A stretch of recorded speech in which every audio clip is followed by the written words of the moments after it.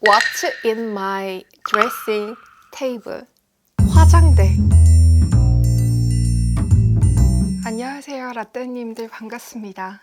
레띠입니다. 제가 스킨케어에 정말 진심이다 보니까 제 화장대 위에 실제로 어떠한 제품들이 있는지 되게 궁금해 하시더라고요. 근데 여름에 쓰던 제품들도 막 쌓여있고 너무 지저분해서 요즘에 정말 자주 사용하고 있는 모든 제품들을 이렇게 다 꺼내왔습니다. 가을, 겨울에 사용하는 거 따로 있고 한여름에 사용하는 거, 한겨울에 사용하는 거 정말 다 따로 있기 때문에 요 근래 엄청나게 잘 사용하고 있는 제품들로만 이렇게 다 가져왔고요. 제가 이것들을 그냥 막 소개를 해드리기보다는 이 제품들을 어떻게 루틴으로 만들어서 잘 활용을 하는지에 대해서 설명을 해드릴까 합니다. 데일리 루틴 위주로 제품들을 소개해 드릴게요. 아침에는 물 세안을 하지 않아요. 아침에는 바이오더마 클렌징 워터 하나로만 가볍게 닦아내주는 루틴을 하고 있기 때문에 물 세안 대신에 깨끗하게 피부를 정리를 해준 후에 제가 아침에 사용하는 토너가 요즘에 2개인데요. 속건조가 올라올 것 같은 그러한 살짝 피부의 뻣뻣함이 느껴지는 날에는 수분감만 있는 이런 히알루론산 토너로 수분감을 빠르게 넣어준다거나 간질간질 여드름이 올라올 것 같은 날이 있어요. 그런 날에는 편백수가 들어간 테이지 토너 사용하고 있습니다. 그래서 제가 아침에 사용하는 토너는 히알루론산 혹은 편백수 번갈아 가면서 사용하고 있어요. 속에서부터 수분감이 빠르게 바싹바싹 마르는 날씨에는요, 앰플 단계를 꼭 추가를 해주거든요. 그래서 제가 아침에 무조건 앰플 단계에서 요즘에 바르는 게 메디필 히알루론산 물톡스 앰플입니다. 이게 모공 안으로 빠르게 수분감만 꾹꾹 눌러서 채워넣고 싶다라는 기분이 들 때 이거 자주 사용하고 있어요. 그리고 크림 단계에서는 뭔가 여름에 사용하던 조금 가벼운 제형들은 바람이 세게 불면은 금방 벗겨지거든요. 수분감이 많은 스킨케어를 하던 그 위에 뭐 메이크업을 하던 이게 바람이 세면은 벗겨져요. 그래서 적당한 무게감으로 수분막을 만들어주면서 피부 위에 딱 붙어 있을 수 있는 그런 무게감을 가진 크림을 저는 요즘 아침에 바르고 있거든요. 그게 누텍스처 컴포팅 크림입니다. 이거는 제가 작년에 인스타에 광고가 많이 떠가지고 겨울쯤이었나? 구매를 했었어요. 그래서 작년에 뭐 올렸던 브이로그 보시면은 이게 뭐 한두 번 정도 나왔었거든요. 한 통을 딱 썼었는데 데일리로 바르기 좋은 이유가 뭐냐면은 텍스처 자체가 너무 가볍지도 않고 너무 무겁지도 않아요. 무게감이 적당하게 잘 나와서 제가 아침에 요즘 잘 바르고 있는데 이것도 사실 거의 다 썼거든요. 지성 피부도요. 여름에는 괜찮아도 가을, 겨울에는 너무 바람이 강하다 보니까 속건조부터 일어나요. 그러면은 개기름이 더 많이 올라오거든요. 그래서 지성 피부이신 분들도요, 건성처럼 겨울에는 그래도 어느 정도 무게감이 있는 크림을 사용하시는 게 좋거든요. 적당한 무게감 안에 어느 정도 피부에 조금 수분감을 레이어링 하면서 장벽을 조금 촉촉하게 딱 잡아줄 수 있는 그런 성분이 들어갈 크림을 사용하시는 게 굉장히 좋은데, 제가 요즘 같은 날씨에 아침에, 그러니까 낮에 편안하게 데일리로 바르기 되게 좋아요. 왜냐면은 멀티펩타이드라고 해가지고 펩타이드 성분이 3가지가 들어갔어요. 여기 들어간 펩타이드 성분들이 하는 역할이 뭐냐면은 수분을 끌어당겨서 내 피부에 결합시키는 방식으로 수분을 공급하는 거예요. 기본적으로 펩타이드는 아미노산으로 이루어져 있고 이거를 피부에 딱 바르는 순간 이 아미노산 성분이 단백질로 변형이 되면서 콜라겐이나 뭐 엘라스틴 같은 성분들의 생성을 도와주고 기본적으로 피부 장벽이 건강하게 유지될 수 있도록 그러한 피부 형성도 같이 도와주기 때문에 겨울철에 칼바람 때문에 예민해질 수 있는 것들을 어느 정도 완화시켜준다. 그러니까 피부를 조금 더 보호해줄 수 있는 수분감을 가졌다라고 생각을 하시면 되세요. 누텍스처 컴포팅 크림 같은 좀 어느 정도 적당한 무게감을 가진 크림으로 보호막을 만들어주는 거예요.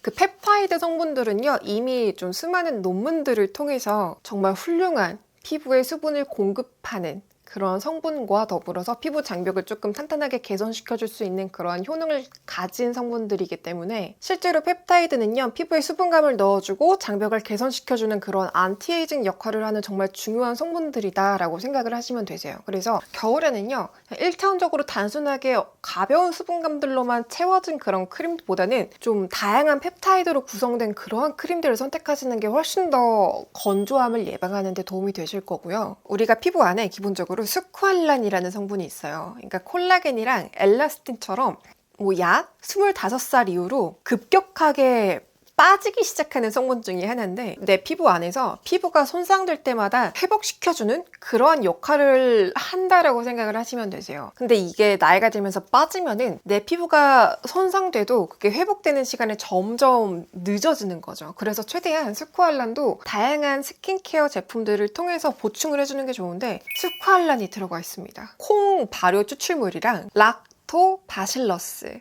그리고 제가 너무 좋아하는데 시어버터가 들어가 있어요. 그래서 정말 다양한 수분감들이 가득 들어가 있으면서도 적당한 무게감으로 피부를 꽉 잡아주기 때문에 칼바람 불어도 얘는 잘 벗겨지지가 않더라고요. 그래서 제가 작년에 정말 잘 사용했던 크림이거든요. 누텍스처가 1년 중에서 가장 큰 할인 행사를 한대요. 구매 금액대별 사은품도 나가는데 뭐 20만 원 이상 구매하실 경우에는 68,000원어치 선물까지 드린다고 하니까 구경해보시는 것 제가 추천드릴게요. 그리고 이렇게 크림을 사용하고 난 후에 가장 중요한 거 절대 빼먹으면 안 되는 거 여러분 선크림이 있잖아요. 이렇게 추울 때는 수분감이 엄청나게 많은 선크림을 굉장히 사용하는 편인데 테이즈입니다.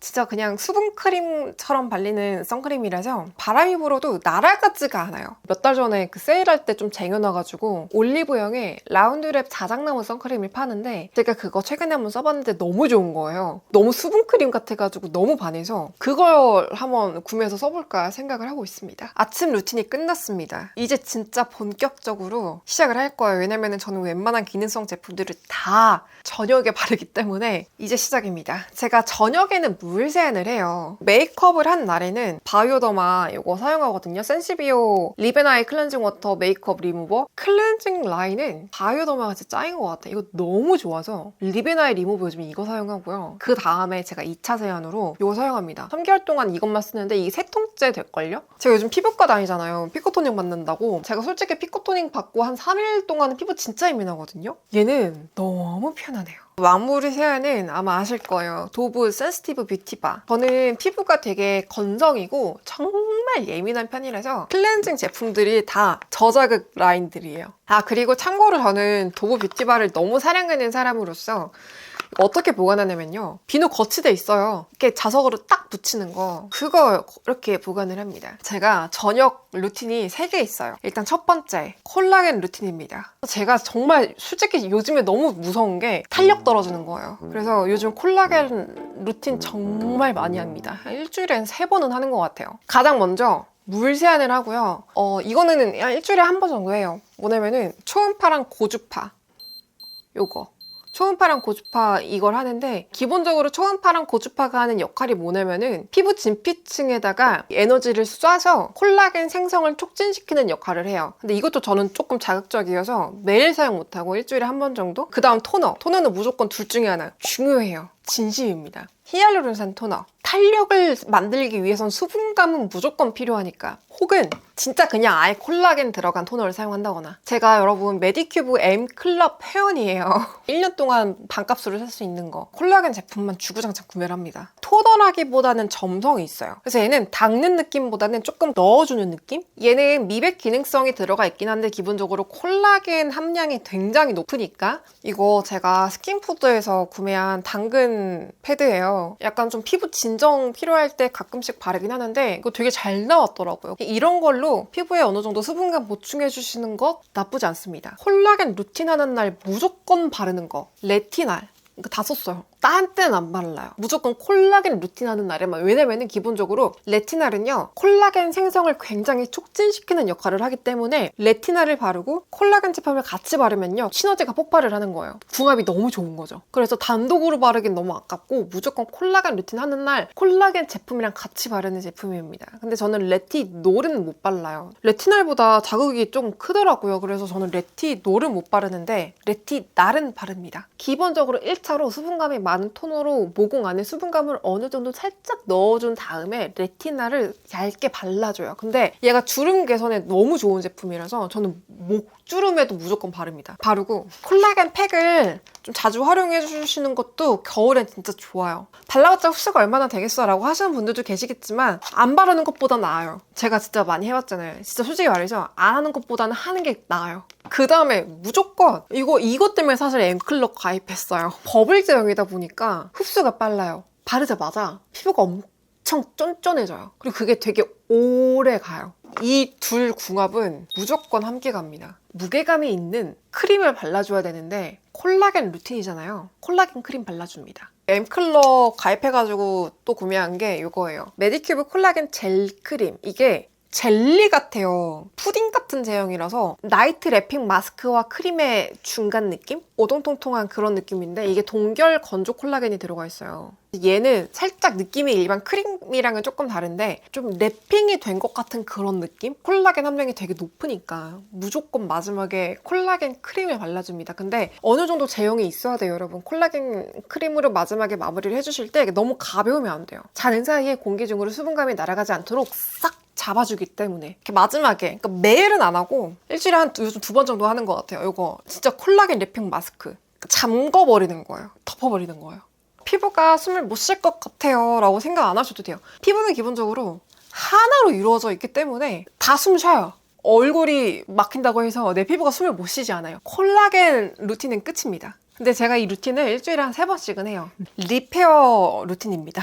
기본적으로 피부 장벽은요, 다양한 요인으로 인해서 약해져요. 나이가 들어서도 있고, 날씨가 갑자기 추워져서도 있고, 너무 고기능성 제품들을 많이 사용해서일 수도 있고, 스트레스 때문일 수도 있고, 어쨌든 피부 장벽은요, 약해져요. 수분 손실이 굉장히 많이 일어날 수도 있어요. 당연하죠. 장벽이 이랬다가 이만해지면 더 빨리 피부가 건조해지겠죠? 혹은 평소에는 아무렇지 않게 잘 사용하던 기능성 제품을 발랐을 때 피부가 갑자기 엄청나게 막 따끔거린다던가 엄청 예민해진다던가 트러블이 올라온다던가 이게 다 장벽이 약해져서거든요. 장벽이 약해지면요, 아무리 좋은 제품을 발라도요, 내 피부가 소화를 못해요. 그렇기 때문에 저는 장벽을 무조건 건강하게 지켜야 된다라는 그러한 의무감이 엄청 크기 때문에 리페어 루틴이 따로 있는데, 리페어 루틴 하는 날에는요, 기본적으로 모든 제품에 미백 기능 성분이 들어가면 안 돼요. 아무리 순한 나이아신아마이드라고 하더라도 기본적으로 정말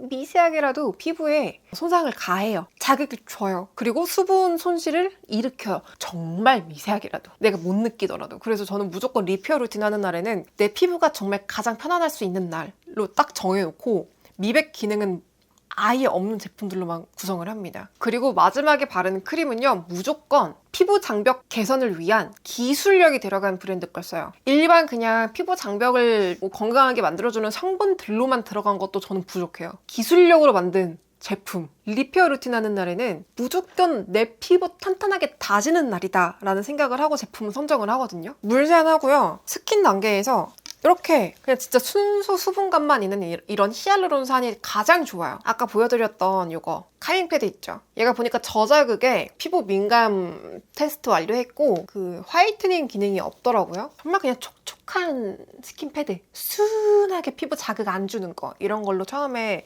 피부 결을 정리를 해준 다음에, 그다음 세럼 단계에서 제가 바르는 게 2개예요. 이거 2가지를 번갈아 가면서 바르거든요. 바이오더마 센시비오 디펜시브 세럼. 이거 진짜 거의 3-4통째예요. 너무 자극이 없이 순하게 피부 장벽을 강화시켜주는 기술력이 들어간 세럼이에요. 얘는요, 제가 피부과 시술 받은 날 저녁에 발라도 자극이 없더라고요. 왜냐면은 제가 피부과 시술 받은 날에는 뭘 발라도 따가워요. 얘는 제가 피부가 정말 예민한 날, 시술 받은 날, 혹은 반신욕하고 나서 바로 바를 때 요걸 발라줍니다. 그렇게까지 예민하진 않은 날에는요, 라로슈포제 히알루 B5 세럼. 히알루론산 들어갔고 마데카소사이드랑 비타민 B5 그렇게 들어가서 얘는 제가 시술 받은 날 저녁에 발라왔거든요. 조금 자극적이었어요. 엄청 조금. 피부가 그렇게 예민하지 않은 날 리페어 관리할 때 세럼 단계에서 얘를 사용합니다. 그래서 저는 이거 2개만 번갈아 가면서 사용해요. 이거 2개 다 미백 기능 없습니다.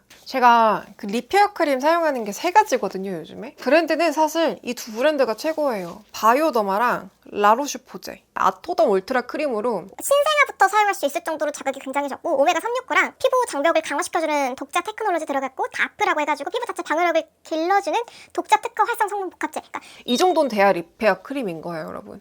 얘는 언제 바르냐면은 아침에 발라요. 그러니까 예를 들어서 아침에도 리페어 케어를 해야 되는 날일 정도로 너무 오늘 예민하다라고 할 때는 이걸 바를 때도 있어요. 밤에는 이거 2개 번갈아 가면서 사용하는데 시카 B5 리페어 크림이고 케어 밤이에요.